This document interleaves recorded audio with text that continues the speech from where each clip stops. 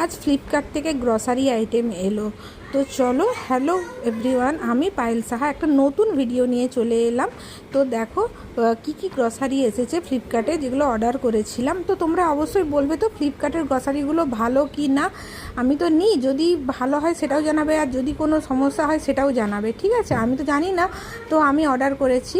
তো দেখো এখানে অনেকগুলো তেল অর্ডার করেছি, মুসুর ডাল অর্ডার করেছি, তারপরে সস, তারপরে পিৎজা আর পাস্তার সস সেটাও অর্ডার করেছি, কাশ্মীরি রেড চিলি, মানে আমার যেগুলো শেষ হয়ে গেছে আমি সেগুলোই অর্ডার করেছি।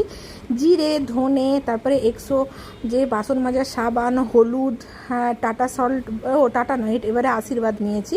আমাদের টাটা না হলে আশীর্বাদ নুনই ব্যবহার করি আমরা, অন্য কিছু করি না। তো এগুলোই আনা হয়েছে। আর দেখো এই যে এটা কি আছে দেখো, এই যে সস, এটাও সেই hot and sweets Maggi sauce, সেটা নিয়ে এসছে।